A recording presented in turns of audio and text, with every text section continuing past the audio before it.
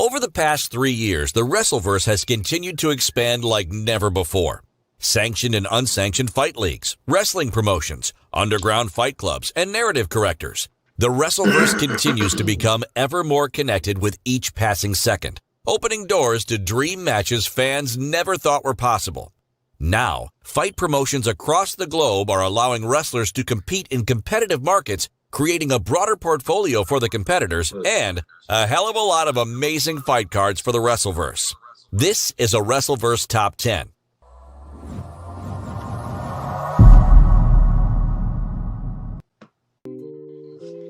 What's up, fight fans? Greetings from the Wrestleverse. It's your boy T-John, and it's time to get into your top 10. So there's a good amount of news, bro. There's some stuff that's, pretty concerning still, but I mean, hey, that's what the top 10 is for. It's for all the big news that you possibly didn't hear about, and we're going to talk about it right now. So let's start it off with number 10.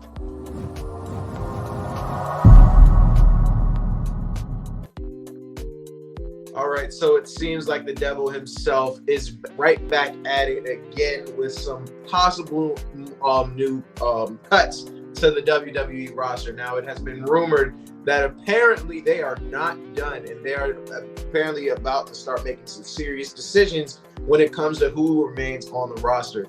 And they've given a pretty big warning to the talent in the WWE, saying that if they don't see major improvements and upgrades to certain people on the main roster or in the roster in general, they will be let go within the next 90 days. And apparently that's what happened to Harlan. Apparently he, in all his time there, he never improved into the likings of the WWE staff.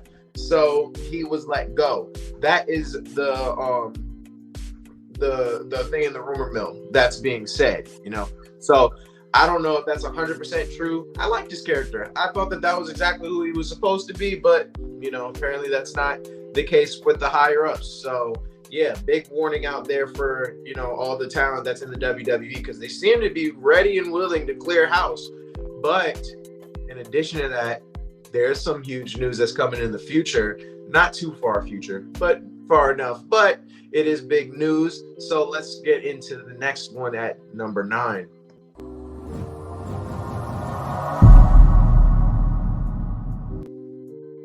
So this one was pretty big, bro. I actually really like this one. MJF all but confirmed that his next steps may just be with the WWE once his contract is finished with AEW. So he went to a For the Love of Wrestling convention that took place in Liverpool, England over the weekend. And he took the time to do a Q&A session. And he noted, that his contract with AEW does expire on January 2024, and he said he doesn't really do this just for the fans or because he wants people to like him. He's in this for the money, and if Vince McMahon is willing to pay more than Tony Khan is, he will be taking his talents to WWE. That is some huge news, man, because I think he would be great in the WWE. I gotta say, I would really love that. And in typical heel, like his natural heel state, somebody even asked him, does he think that he's a better wrestler at this point in time? Like if Jericho could go back into the same age that MJF is, who would be the better wrestler? And MJF just flat out was like, it's him. Easy. Like, why would you even ask that? He says that at 26 years old, and this is a fact, he is the biggest minute-for-minute rating draw in all of AEW. And he was like, Chris Jericho wasn't even doing that at all at 26. So, I mean, he has a point to the swag that he's got, man. This whole heel, personality that he has, it makes people want to watch. And I want that for the WWE. I think he would be great in the WWE. I think that's his best spot to be. That's my honest God opinion. I would pay good money to watch that run. But yeah, I'm super excited for that. So we'll see what happens in 2024. It sounds like that's going to be a huge year. But let's move right on to number 8. Now this one's some big news too. So number 8.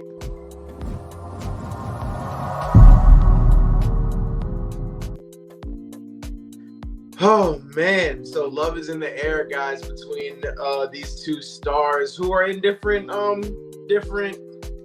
platforms, I guess. AEW star Buddy Matthews and WWE superstar Rhea Ripley are reportedly officially together.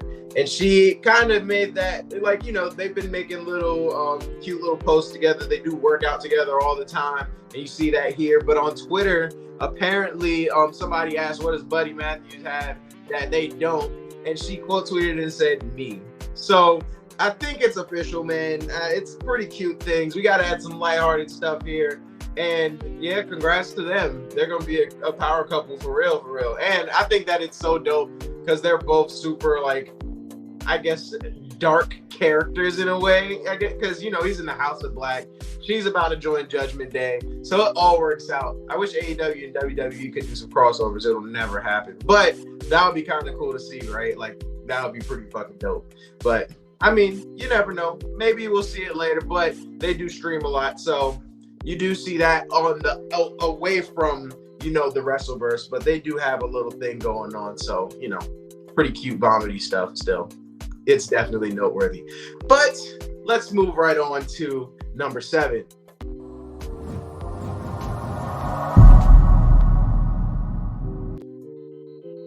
So I am confused. Anybody who watches NJPW will tell you this was extremely confusing developments, I guess. Juice Robinson made a surprise return to NJPW and apparently has joined the Bullet Club. So he returned for the Wrestling Otaku event, and he made a surprise appearance after Hiroshi Tanahashi was defeated Tomohiro Ishii to win the vacant IWGP US Championship. And he's in full-on Bullet Club gear. Like, I was so confused at this. Like, I thought that, you know, he has no intentions of re-signing. He made it explicitly clear he was done with New Japan. He doesn't want to travel back to Japan. He doesn't know where he wants to go, but he said that he was done. He doesn't want to do it after his contract is up, which it ended on the 30th, April 30th. He just was like, I don't know where I want my career to go, but he did not want to return. So maybe the check cleared. That's the only thing that I can think of, and there's been no news yet. Maybe they did some kind of like deal where he just shows up every now and then. I don't know. I have no idea. But if this was, maybe it was a fake out. There's plenty of things it could be. What do you guys think it is? I think that the check cleared. That's my biggest thing. I think that they offered him some good money, and now he's going to stay with NJPW. But in what capacity? I don't know. I think it's kind of cool that he joined the Bullet Club. You know, that's a dope-ass faction to be in, and Juice Robinson is a good character. So, you know, that I actually do like that development. I think that could be really, really cool. But it just depends on how much he wants to wrestle. I don't know where his head is at. And after the interview that I heard, it sounded like he was like done. He just was trying to cool it. But, you know, people change their mind and flip-flop all the time. So we'll keep you up to date on that. When I get some more news, you better believe I will be keeping everybody posted on it. But with that being said, let's move on to number 6.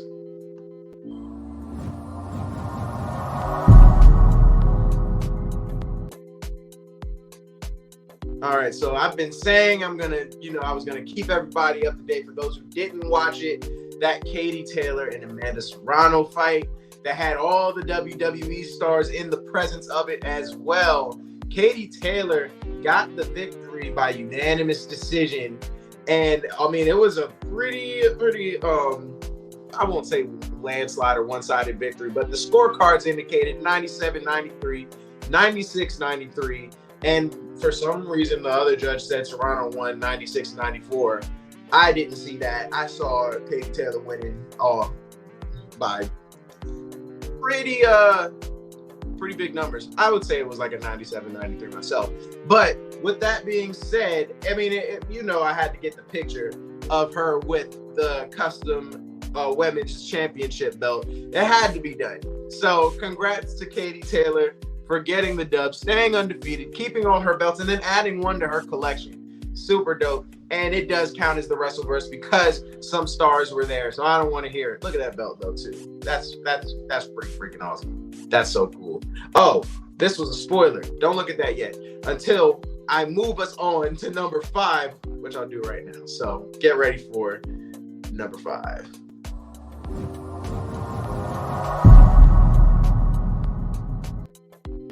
All right, guys. So some pretty awesome news. Rhea will be returning to AEW very soon. According to Midwest Mark's podcast, Rhea confirmed on her subscribers-only blog that she is healed up and will soon be returning to the States to resume touring with AEW. And if you don't know how she was injured, she did injure herself in her Britt Baker match. Apparently, she suffered a broken collarbone early in the bout, but worked through the entire match without any complaints. Super tough. That's so crazy. And she actually went back to Japan to recover. And she was expected to make a full recovery in about 3 months, which I think is wild. Breaking collarbone and being back in 3 months is insane. But she's apparently good to go. I mean, the time frame does match, so apparently she's good and is ready to return to work. So look to see Rhea very, very soon in AEW. That is going to be really cool because her match with Britt Baker was awesome. And like I said, man, that's so tough. To break your collarbone early on and just keep fighting, it's freaking insane. And then modern medicine, being able to just like recover from that in 3 months. Are you kidding me? What? That doesn't even sound right. There's got to be something there or somebody lying. I hope that she's actually recovered and they're not just like speeding it up. We'll see. I guess we will see. But yeah, she's a super good wrestler. I hope she doesn't hurt herself too bad while she's like, has so much potential in her career. But I'll leave all that speculation behind because we have to get to number 4.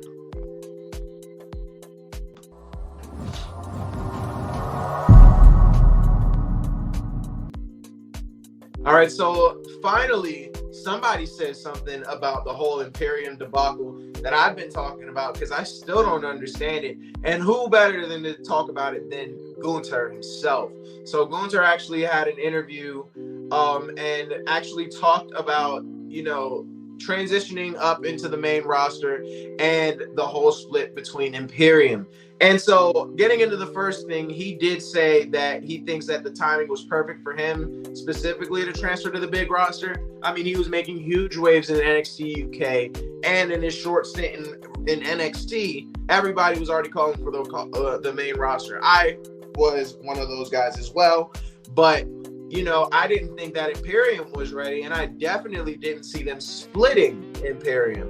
And so, I mean, I don't know what's going on with Fabian. Nobody does. Even Gunther said he doesn't know what's happening with Fabian Eichner either. And since the split between Marcel, aka Ludwig Kaiser, and Fabian, the things haven't been really good between them. It's been especially rough because they worked so hard together to move up and get that main call up. And so for one to be left behind is really sad. But in a little sliver of they did say that if they could possibly get a third person for to join them, no ifs, ands, or buts, no question, it will be Fabian. It just sucks that he's being left behind, and I have not seen anything about him. He did not get caught up in the culling that happened last week where everybody got fired. His name did not appear in it, but we haven't heard or seen him, and God knows how long now. It's been a few weeks, so I don't know. Maybe they have some plans for him. We're just going to have to see because, like I said, it's been crickets. And I would really like to hear what Fabian has to say, just because that's a mess there. But we'll just have to wait, guys. And I know that sucks, but I don't really want to talk about this, but it is big news, and this is pretty shitty news. But it has to be talked about, especially from, I think, me, who was such a big fan of this guy. So let's just get this over with and get into number 3.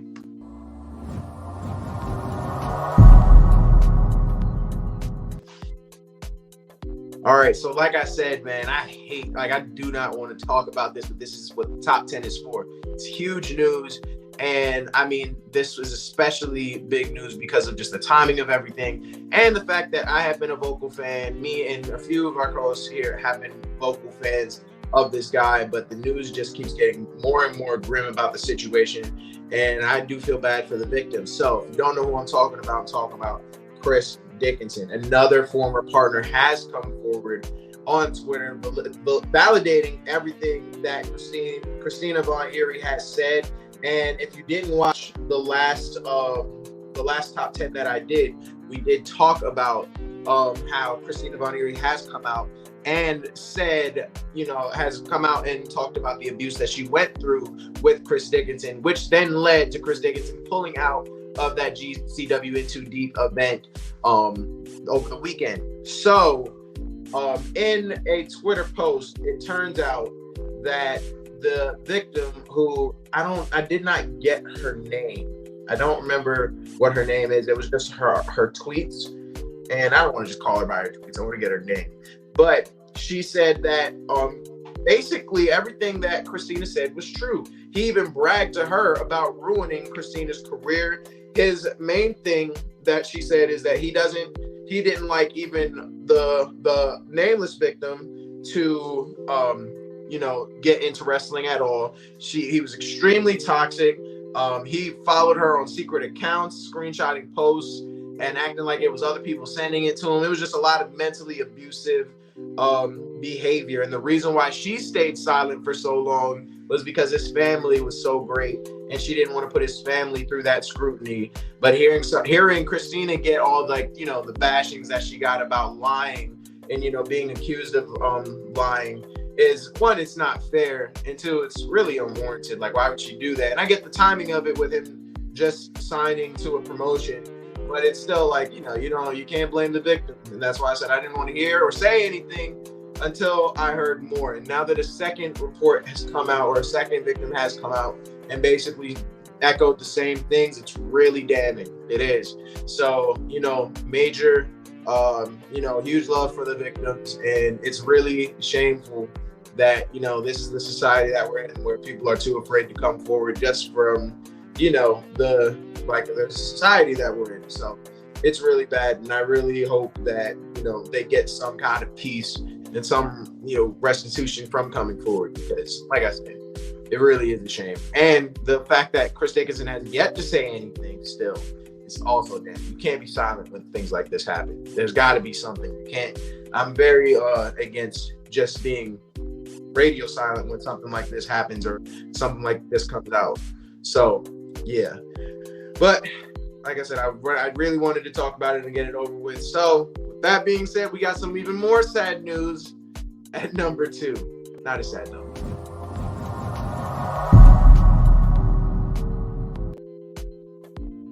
All right, so here's some more sad news. We got, I gotta give it to you guys, man. I know I don't always like doing sad stuff, but it does make the news and it's big. So Matt Riddle and his wife, Lisa Riddle, have officially divorced after 11 years of marriage. I had no idea. Apparently, I'm just out the loop in this, but they did apparently divorce, and Lisa wrote on her Instagram that it's been exactly 1 month since the judge signed the paperwork and their divorce was finalized. She doesn't seem too broken up about it, and I did do some research, and apparently, they've been at odds with each other for a while, and Lisa even called him out for moving away from his family back in October of last year. Now, they've been married for over 11 years. Well, like I said, yeah, it's been 11 years. So it's really sad, man. It's sad that things have been, clearly there's stuff that we don't know about these wrestlers. All we know is that, they're the wrestlers that we love. But it doesn't stop people from being shitty. Not even saying that it's just Riddle. Marriage is a two-way street. But I don't know, man. Pretty shitty news at number 3 and number 2. But it was huge. And we got to feel the sadness every now and then. It can't just be all good news, guys. It can't. But here is some mixed news. It could be good. It could be bad, depending on how you feel about it. So I'm just going to throw it out there, and I'm going to see how you guys take it. Here is your number 1.